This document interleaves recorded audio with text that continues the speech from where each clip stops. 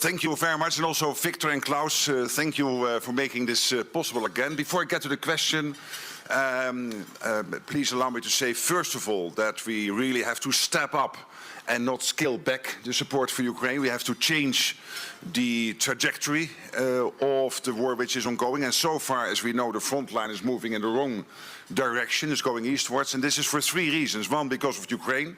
We cannot allow in the 21st century that one country invades another country and tries to colonize it. We are beyond those days, past those days, so that's one. Secondly, because we know it is, yes, Ukraine, but it is also about how China and North Korea and Iran and Russia are all working together. And this is basically testimony to the fact that this is not only a European conflict, it is a geopolitical issue, a geopolitical conflict which is being fought out. And if we get a bad deal, it would only mean that we will see the president of Russia high-fiving with the leaders of North Korea, Iran and China. And we cannot accept that. That will be geopolitically a big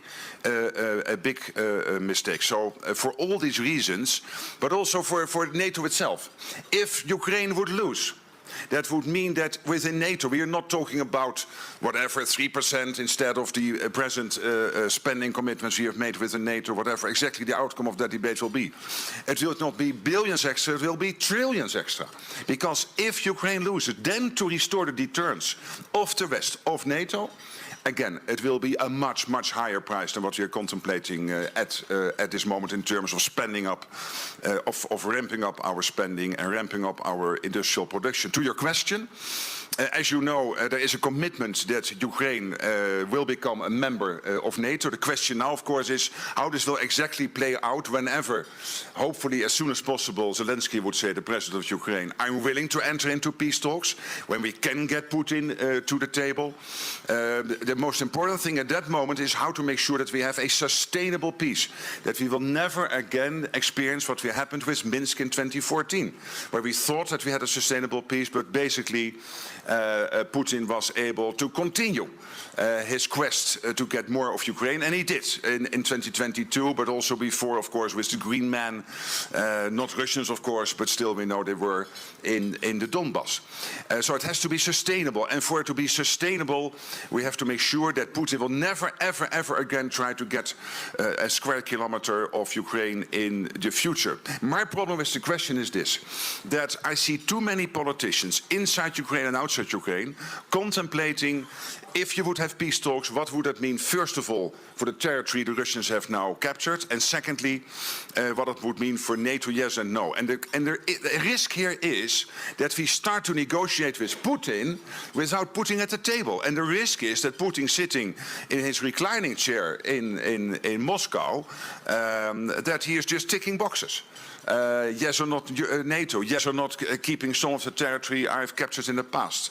So I would say our focus has to be to bring Ukraine in the best possible position when peace talks will start.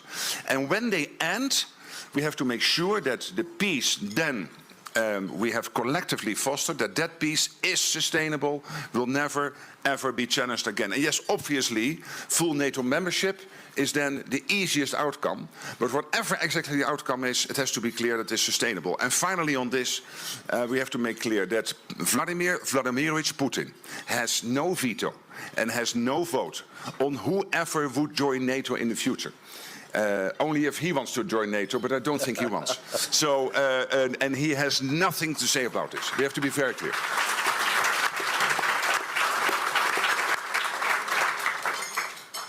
Thank you, Mark. I think we have the connection to America established, but I'd like to go to Ambassador Richard Grenell, who is President Trump's newly appointed presidential envoy for special missions.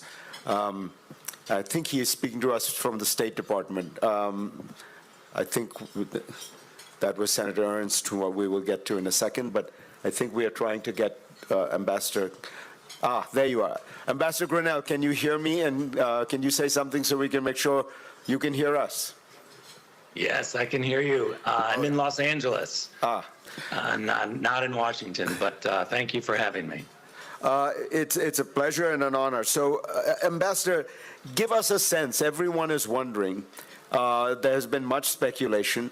how does the Trump administration view the situation that currently between Ukraine and Russia? Give us, in the broadest strategic terms, how does the Trump administration view this situation?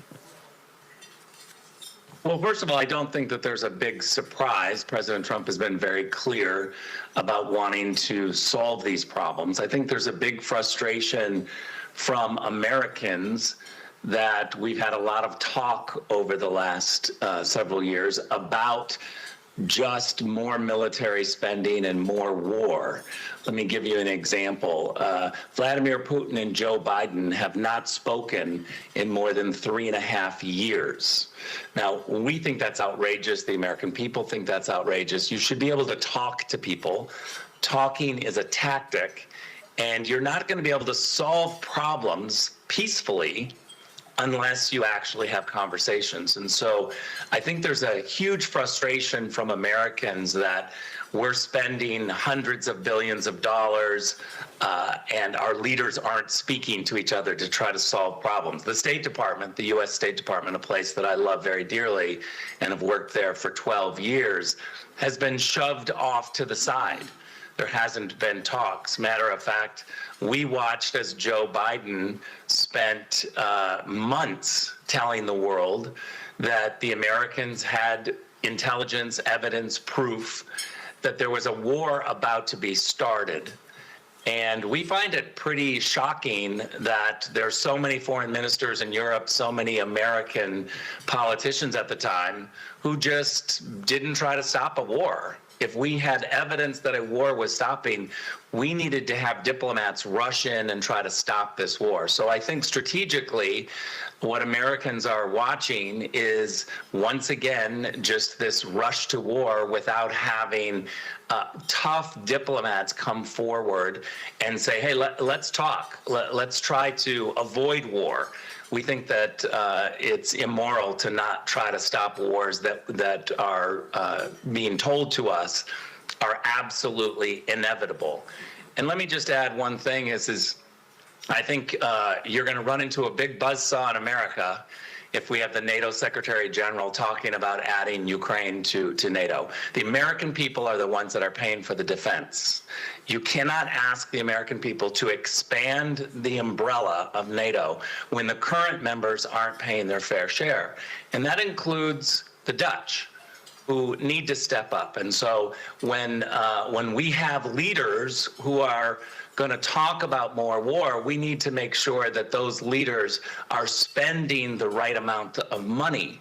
We need to be able to avoid war, and that means a credible threat from NATO. NATO needs to be absolutely prepared, but we need to have diplomats that are avoiding that war. And so I think the American people are frustrated, is the real summary. Let me ask you, Ambassador, we are in the war now, and the question is how to end it, as you say. In recent days, President Trump has said things that suggested he has maybe come to realize or has focused on the problem and sees the intransigence of President Putin as the principal obstacle. He tweeted out recently, as you know, I think Zelensky is willing to make a deal. Putin is not, and he's ruining his country. He's destroying his country. If that's the case, if President Trump sees it that way, does it make sense to put more pressure on the Russians militarily and economically? And President Trump talked about more sanctions in order to make him realize that he needs to come to the negotiating table. Look, I think that's a fair and legitimate question, and I think my answer would just be, we have bad choices because after 3 years, we've watched this war drift even further into chaos. It's getting worse, not getting better. And so President Trump and the Trump administration arrives on the scene after watching, again, our leadership not even talking in the United States between Joe Biden and Vladimir Putin. And so now that President Trump is in office, I think he's been handed a terrible mess. There are not a lot of great choices, but President Trump is somebody who has a credible threat and has already made clear that he's going to pressure both sides to end this. He's focused on trying to stop the killing. And so I think all issues will be confronted with a variety of different options. So what you're talking about, Fareed, I think is a legitimate option. But I would say just give President Trump a little time. He's the best negotiator, and there's a difference between a threat and a credible threat. We've seen that from Joe Biden saying don't, and President Trump immediately jumping in and trying to communicate with both sides and pressure both sides to the table. Ambassador, that was a very helpful overview. Really, thank you for taking the time to join us. All the best. Thank you.